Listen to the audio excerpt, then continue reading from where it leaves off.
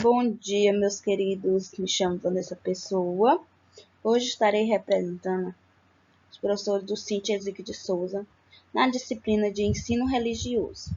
Então, vou dar continuidade ao assunto ritos, capítulo 7, com o assunto vivenciando os ritos.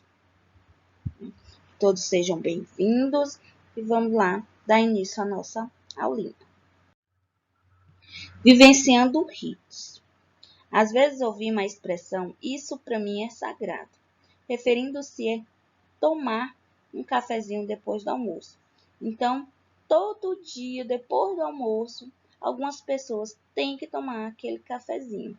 Então, isso é uma expressão que diz ser sagrada. Então, você percebe que no nosso dia a dia, muitas das nossas ações são repetidas. Fazemos sempre do mesmo jeito e quando realizamos tal atividade, a gente diz que é sagrado. Então, rito religioso é repetitivo em dois sentidos. Então, ele se torna repetitivo porque lembra o acontecimento essencial da história sagrada e lugar, ato, gestos, palavras, objeto. Então, o que lembra uma história sagrada, faz com que isso seja repetido todo dia, seja repetido, Então, o rito também é a rememoração perene, que é isso, que não acaba. Então, são memórias que não vão acabar, de que aconteceu na primeira vez e que volta a acontecer, graças ao ritual que exclui a distância entre o passado e o presente. Ela está ligada ali ao passado, trazendo para nossa presente. Então, relembra a nossa memória. Então, vai passando de geração a geração. E com isso, ela não acaba. Ritos podem ser caracterizados como ritos de passagem ou iniciação. Esse rito de passagem são aqueles que marcam momentos especiais onde mudanças significativas ocorrem na vida das pessoas. Fazem referência a momentos decisivos ao indivíduo, não somente nascer, mas renascer, ou ser o início em uma nova forma de ser ou de agir. Então, os ritos de iniciação, ele está ligado a isso, a um novo. Exemplo, o nascimento, a puberdade, o casamento, a morte e a formatura. Então, isso vai fazer uma mudança na vida daquela pessoa. Ela está mais ligada, à vida adulta. A maioria desses acontecimentos que mudam o jeito de agir e de ser da pessoa, já é na fase adulta. Um exemplo aqui, o casamento. Quando a pessoa casa, ela vai se tornar um novo ser, ela vai ter que agir de uma nova forma. A formatura, você se prepara, se forma, então você não vai mais ter aquele comportamento que você tinha. Então você vai ser um novo ser. Então, isso é os ritos de passagem. Está ligado a um novo modo de ser ou de agir. Ritos mortuários são associações simbólicas para significar a passagem dessa vida para outro modo de ser. O rito mortuário está presente em toda a sociedade e, mesmo que é compreendida de maneiras diferentes, cumpre uma função nos diferentes grupos. Exemplo, o gesto técnico de lavar, enterrar, cremar o cadáver. Então, elas têm essa referência, Tem a mesma função, que é de confortar, de nos mostrar que aqui é só uma passagem dessa vida para outra, A morte é um tema delicado de se conversar, né, de se falar. Muitas pessoas fazem rito e devem ser respeitadas em todas as culturas. O modo de como é. Então, a gente tem um modo, alguma religião tem outro, né? Aqui, vocês podem estar vendo 3 imagens. A primeira imagem é antigamente do Egito, né? Eles faziam a mumificação, né? Enterravam os seus múmias lá, né? E eles faziam essa máscara mortuária, né? Para permanecer o rosto daqueles que eram mortos. Nessa segunda imagem é uma festa, né, em comemoração ao Dia dos Mortos, Las Mortos. Mês passado, né, teve um filme que vocês tiverem assistido, né, que faz referência a esse tema, né, os Las Mortos. E aqui, na terceira imagem, é a cremação. Aqui, né, no nosso país, no nosso estado, muitos têm aquele caixão, enterram, tudo mais. Em algumas religiões, em outros países, podem ter a cremação como um ritual mais, como é que eu posso dizer, com mais frequência, né? Quando alguém morre, ele é cremado. E como vocês podem ver, né? Colocado em flores, tudo mais. E aqui, né, o mais conhecido é o de enterrar. Então, né? Ritos de propiação são aqueles que tornam propícios, que têm a função de atrair ou readquirir o favor ou uma boa vontade de um ser sobrenatural. Um exemplo podem ser agrários, purificatórios ou expiatórios.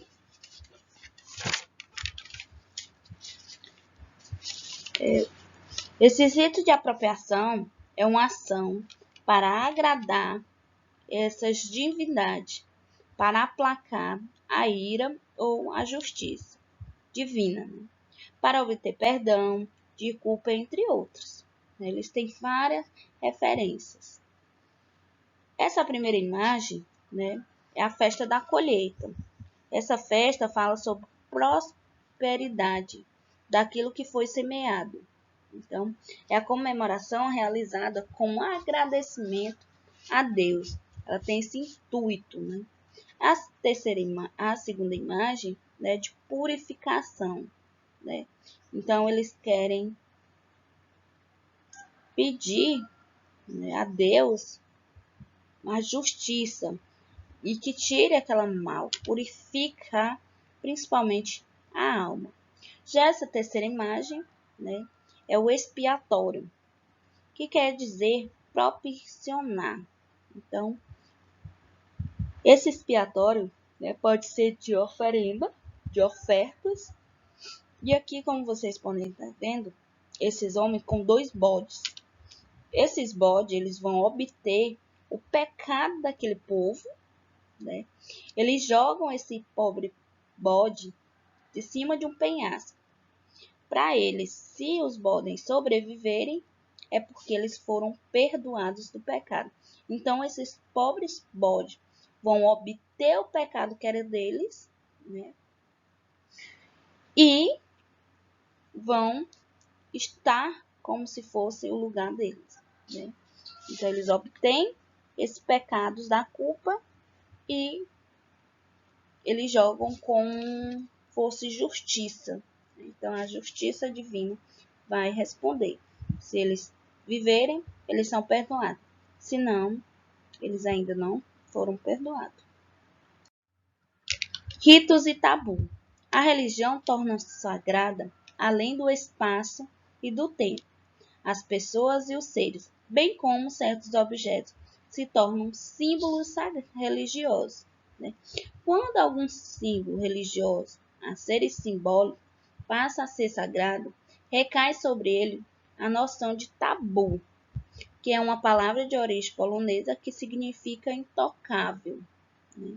Assim, o objeto a se tornar intocável pelo povo, de modo geral, é apenas a pessoa religiosa autorizada para isto, para fazê-lo, né? Então, vai depender das festas, né, da comemoração, de acontecimentos, né? Determinados objetos só podem ser usados naquele período. Então, isso vai tornar, né, sagrado. Então, algumas pessoas acreditam que aquilo é sagrado. E alguns elementos, alguns objetos só podem ser tocados, né, por um determinado ser autorizado. Então, isso é conhecido como tabu nos ritos. Objetos sagrados. As diferentes tradições religiosas incluíram vários elementos simbólicos aos seus rituais, tais como água, fogo, erva, flor, incenso, óleos de oliva, entre outros, né? Algumas fazem referência juntos, como vocês podem estar vendo nessas imagens, né? A simbologia que cada um traz. Você vai entender, né, que isso é um rito nas tradições, onde tem flor, água, tudo é envolvido. Cada religião possui seu próprio objeto sagrado. Então, depende de cada religião, aquilo vai se tornar mais sagrado. Aqui eu vou começar com o objeto vela. Ela ilumina os caminhos, dependendo das cores, é ofertada aos orixás, egus, ao mesmo os exus. Então, no umbandismo, né, no candomblé, elas têm essas velas. Vai depender das cores para onde serão oferecidas, né? Então, no catolicismo, eles usam também a vela para iluminar os caminhos, né? E já é só a vela branca. Os candomblé não, eles já usam, né? O umbandismo, eles já usam a determinada cores para um determinado coisa. Então, é sagrado. A luz, a vela vermelha é para tal orixá, a azul para outro orixá. Então, ela tem uma simbologia e um significado e não pode ser usada em qualquer um. Aqui no candomblé também, eles usam a pólvora, né, que afasta malefícios ou limpa o caminho. É usado no início dos trabalhos do candomblé. Então, ao iniciar os trabalhos dele, eles sempre vão usar a pólvora, porque a pólvora, né, tem o significado de limpar. Aqui o maracá. O maracá, ele é de origem indígena. Acredita que o som do maracá produz uma magia muito positiva, capaz de curar, de trazer alegria e proteção. Isso é um objeto de poder. Então, aquele que a toca em um ritual, muitas vezes é o líder religioso da comunidade, o pajé. Então, só o pajé, ela tem, né, muitas vezes essa responsabilidade de tocar o maracá. Quando a gente é criança, né, nossa mãe dá sempre um maracazinho para que ele fique com aquele som que os indígenas, né, devido à nossa miscigenação, né, traz cura, traz alegria e proteção. Então, aquele sonzinho acaba acalmando aquela criança. E os indígenas usam muito em seus rituais, né, com esse significado de cura, de trazer alegria e proteção para o seu povo. O tapete para orar. No islamismo, né, quando tiver sendo usado, a parte de cima do tapete deve apontar na direção de Kaaba. Então, ele tem esse objeto que é sagrado e ele tem que ter que colocar naquela direção. Aqui no judaísmo, eles usam o candelabro. É formado por uma base um eixo central, 6 braços e 12 esferas. A base é tríplice, a qual simboliza os 3 elementos do antigo, considerando primordial, que é o ar, a água e o fogo. Simbolizam também a Santa Trindade Superior. Então, elas têm um significado, né, para o judaísmo. Eles usam em determinada festa, né, em determinado tempo, e eles vão acendendo uma vela de cada vez. Então, vai depender da ocasião. E isso vai lembrar, né, como eles dizem, o elemento, os antigos considerado primordial, né, que é o ar, a água e o fogo. Então, para eles, tem essa simbologia. O cálice, objeto onde é colocado o vinho durante a celebração, na hora da consagração. Esse vinho se torna o sangue de Cristo. Quando for manejá-lo, né, tem que ter o cuidado a segurar com 2 mãos, uma na base e a outra sobre ela, para não confundir o cálice com o ambulatório. Repare-se que ela não tem tampa. Então, o cálice ele tem a maneira de como segurar, né? Então, tem as pessoas certas para não confundir com outro objeto. Tá? Tem essa maneira, né, de ser colocado. O ostensário ou custódia é usado em situações onde o Santíssimo é exposto ao povo. Para manejá-lo, é necessário muita atenção com as suas pontas e para não deixá-lo cair, pois é um material muito frágil e geralmente tem uma tampa de vidro no centro, que com a queda pode quebrar, né? E ainda se o hostício sagrado estiver dentro dele, tem que manuseá-lo com o véu vulnerável. Então, quem é católico, já foi à igreja, à missa, né, vê que quando o padre pega esse ostensório, né, ele usa, sempre ele pega com aquela vestazinha que tem aos lados, né, não sei o nome. Deixa eu falar. Então, eles pegam, né, com ela. Então, eles não podem pegar de qualquer maneira. E se a hóstia tiver, o sagrado tiver dentro, né, eles têm que ter mais ainda essa simbologia, esse significado. Então, aqui também, na última imagenzinha, tem o japama lá.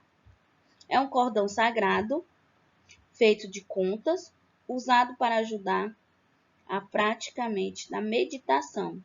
Ao entrar no estado de meditação, né, eles enrolam na mão.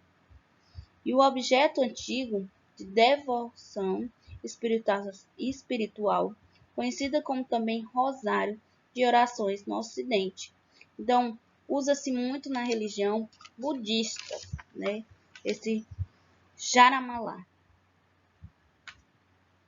que também é conhecido aqui como rosário. Palavras sagradas nos rituais. A palavra ela pode levar a paz, o amor, a bênção, a cura. Né? As palavras boas, né, são as palavras benditas. E as palavras más são aquelas palavras que são malditas, né, que são mal faladas. Então, são as palavras más. A palavra tem poder de curar de ferimentos emocionais. Podem ser de criações, de aproximação, de afastamento. Então, dependendo como você fala, se você dizer aquelas palavras bem, né, são benditas. E se você falar de maneiras mais, elas serão consideradas como malditas. Né? É comum nas tradições cristãs o uso da palavra como saudação. Maranatá, que é hora vem Senhor Jesus. Aleluia, louvado seja o Senhor. Amém, que assim seja. A paz esteja contigo, entre outras tantas, né? Então, algumas palavras são sagradas, elas também servem como saudação, né? O amém. O amém ele tem o significado de assim seja. Então depende de cada religião. Tudo isso vai depender da religião. A música nas tradições religiosas. A música toca o coração de diversas formas, trazendo alegria, tristeza, melancolia, euforia. E essa forma transformadora se amplifica por meio de instrumentos sagrados, né, presentes nos rituais religiosos desde os tempos remotos. Então, desde antigamente, né, essas músicas já ajudariam. Né? Praticamente todas as tradições religiosas se utilizam desse meio em suas celebrações e práticas de fé. Além de voz, instrumentos musicais são utilizados para este fim, como por exemplo violão, guitarra, piano, órgãos eletrônicos, sino, entre outros. Então, cada religião, né, ela vai ter um instrumento que vai ajudar, né, nessa simbologia, nesse significado que se tem. Um instrumento mais antigo que se tem notícia são os tambores. O tambor é um dos mais importantes instrumentos sonoros da cultura indígena do Brasil, por se relacionar com o lado prático musical e religioso. Os tambores também são típicos dos cultos afro-brasileiros, nas danças e no pontos cantados. O tambor e as danças, né, eram utilizados em cerimônia festiva do povo de Israel, porém seu uso foi proibido posteriormente nas cerimônias religiosas, permanecendo apenas em outras celebrações. Então, desde antigamente, os tambores já eram usados, né? E só que algumas religiões pararam de usar e outras ainda continuam com esse instrumento. Né? Algumas tradições religiosas se utilizam de diversos instrumentos musicais em seu culto. Isso torna mais rico as celebrações. Então, isso, a música, né? Os instrumentos, dão o som. Então, muitas vezes, ela calma, ela nos mostra, né, num estado mais calmo ou de uma lembrança. Então, vai depender de cada ser, de cada religião, né? Então, aqui tem um tambor, né? Tocar um ponto para aliviar a alma. Então, o som nada mais do que nos traz isso. Muitas vezes, quando estamos tristes ou alguma coisa, né, a gente vai ouvir uma música para que nos relembre algum momento ou nos traga a paz, né? Aliviar a alma. Alimentos sagrados nos rituais. Nas diversas crenças, a religião do povo são usados os alimentos considerados sagrados. Entre os indígenas, a bebida e a comida sagradas preparada principalmente de milho ou macaxeira. O milho e a mandioca são alimentos nutritivos que faz parte da culinária brasileira. Então, para os indígenas são sagrados, né? E que hoje, na nossa mesa, estão bem presentes.